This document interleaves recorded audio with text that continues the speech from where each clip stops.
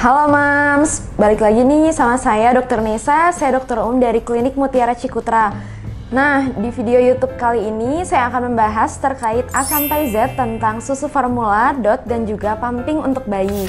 Nah, pastinya Mams pada penasaran kan yang ada di rumah? So, stay tune terus ya Mams, tonton terus videonya sampai akhir.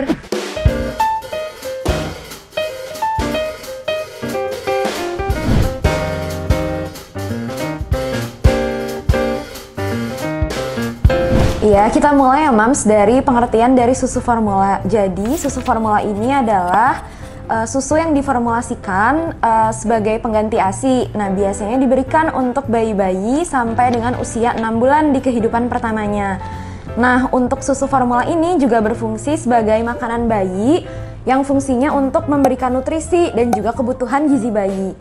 Nah, untuk susu formula sendiri ini biasanya tersedia dalam bentuk bubuk ya Mams. Kemudian untuk fungsinya sendiri ini biasanya diberikan untuk bayi-bayi yang dalam kondisi tertentu tidak bisa mendapatkan ASI atau pada ibu yang produksi ASINya berkurang atau tidak bisa memenuhi kebutuhan gizi bayi tersebut. Nah, oleh karena itu Mams, penggunaan susu formula ini harus dikonsultasikan terlebih dahulu kepada dokter atau tenaga kesehatan supaya penggunaannya tepat dan benar.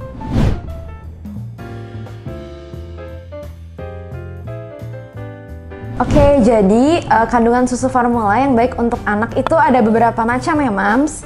Jadi memang pada bayi-bayi yang berusia 6 bulan di pertama kehidupannya memang sebaiknya dan idealnya memerlukan ASI eksklusif. Karena ASI ini berfungsi untuk penguat imun tubuh untuk meningkatkan sistem kekebalan tubuh bayi. Nah, karena itu susu formula yang dipilih oleh Mams harus yang kandungannya semirip mungkin dengan ASI.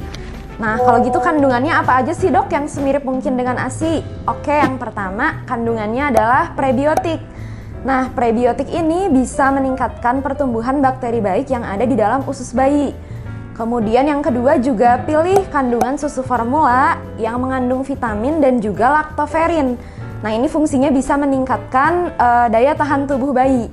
Kemudian yang ketiga itu yang mengandung DHA atau docosahexaenoic acid dan juga ARA atau arachidonic acid. Nah, ini fungsinya bisa untuk meningkatkan kecerdasan dari otak bayi. Selain itu, kandungan yang lain dari susu formula yaitu omega 3 dan omega 6. Ini bisa meningkatkan perkembangan dan juga kecerdasan dari otak bayi. Nah, untuk meningkatkan pertumbuhan tulang, struktur tulang dari bayi, juga Mams harus memilih kandungan susu formula yang mengandung kalsium dan juga zat besi yang tinggi. Selain itu, supaya nutrisinya seimbang, juga disarankan susu formula ini mengandung yang tinggi lemak dan juga protein ya Mams.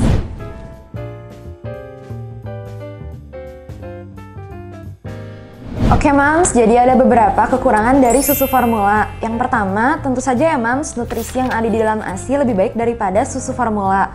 Kemudian di dalam susu formula ini juga tidak ada antibodi seperti yang dimiliki pada ASI. Lalu yang ketiga, mungkin jika Mams menggunakan susu formula, pengeluarannya pun menjadi lebih boros ya Mams, karena harus selalu mengestok susu formula di rumah.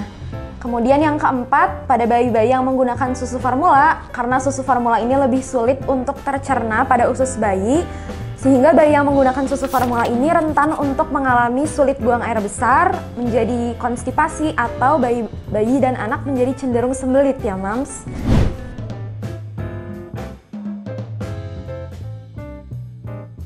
Oke Mams, penggunaan DOT ini memang ada bahayanya ya, di antaranya adalah yang pertama, bisa timbul adanya penyapihan dini sehingga bayi menjadi bingung puting.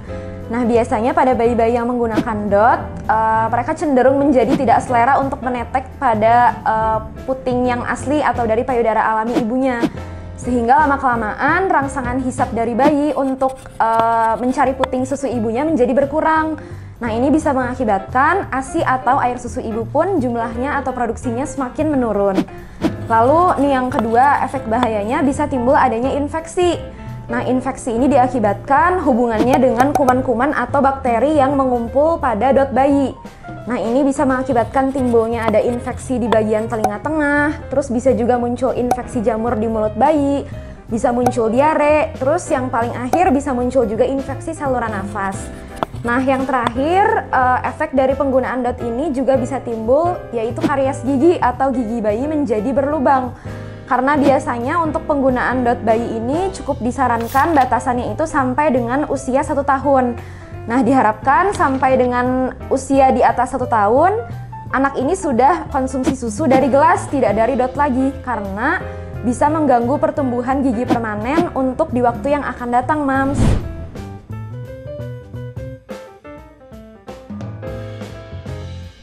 Oke Mams, ini ada beberapa tips nih untuk melepas ketergantungan anak dari penggunaan DOT.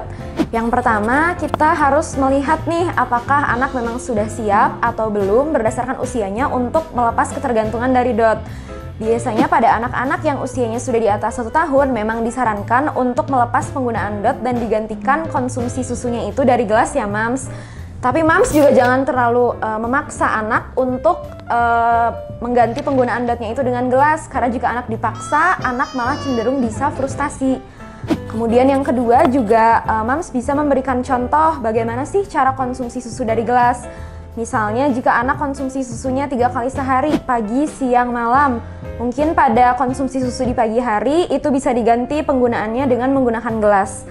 Lalu habis itu yang ketiga, karena anak ini cenderung meniru orang-orang yang ada di lingkungan sekitarnya, mungkin Mams dan anak bisa konsumsi susu dari gelas secara bersama-sama sehingga anak bisa meniru apa yang dilakukan oleh ibunya, yaitu dengan konsumsi susu dari gelas. Lalu yang terakhir adalah mungkin bisa jauhkan penggunaan DOT ini dari anak. Misalnya Mams bisa menaruh DOT ini di atas lemari dengan wadah tertutup supaya hilang dari jangkauan anak, supaya anak tidak mengingat lagi jika dia masih menggunakan DOT.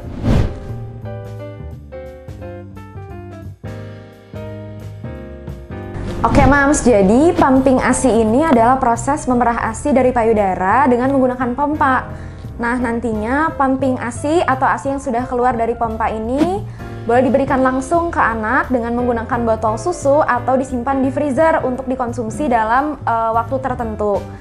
Nah, ini ada beberapa keuntungannya ya Mams untuk menggunakan pumping ASI. Yang pertama mungkin pada Mams yang sibuk nih, banyak aktivitas kerja, penggunaan pumping ASI ini sangat menguntungkan karena bisa tetap memberikan ASI pada bayi, yaitu dengan menggunakan botol DOT.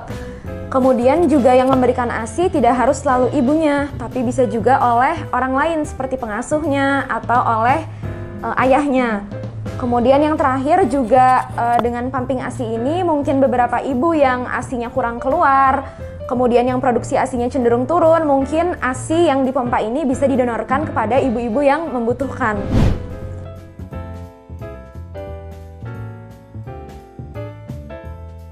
Ya, jadi ada beberapa kelebihan dan kekurangan dari pumping ASI ini ya Mams. Jadi pumping ASI ini ada 2 macam, ada yang manual dan ada yang elektrik. Untuk pumping ASI manual ini kelebihannya mungkin bisa kita lihat dari harganya ya Mams. Harganya jauh lebih murah dibandingkan dengan pumping ASI yang elektrik. Kemudian jika ASI dalam kondisi penuh di dalam payudara, karena ini menggunakan tenaga kita sendiri yaitu dengan menggunakan tangan, jadi pompanya akan cenderung lebih cepat karena kondisi ASI yang ada di dalam payudaranya cenderung penuh. Namun kekurangannya mungkin jika kondisi ASI di dalam payudaranya cenderung kosong, nah untuk pompa ASI manual ini cenderung lebih melelahkan karena membutuhkan tenaga kita untuk memerahnya. Kemudian sedangkan untuk kelebihan dari pumping ASI yang elektrik ini cenderung lebih menguntungkan. Karena ini disambungkan dengan mesin, hanya membutuhkan baterai yang cukup atau bisa disambungkan dengan listrik. Tapi untuk kekurangannya adalah untuk pumping ASI yang elektrik ini cenderung lebih berisik, lebih sulit dibersihkan, dan mungkin lebih sulit dibawa kemana-mana karena harus menyambung ke listrik dan membutuhkan baterai yang cukup tersedia. Oke Mams, sekian nih video dari saya terkait dengan A sampai Z tentang susu formula, tentang DOT, tentang pumping. Semoga apa yang saya sampaikan bisa bermanfaat dan bisa diaplikasikan di rumah ya Mams. Kalau Mams suka sama videonya, jangan lupa untuk like, comment, subscribe, dan juga share supaya Mams nggak ketinggalan nih video-video menarik lainnya dari YouTube channel KMC. Oke, sampai jumpa Mams, bye-bye!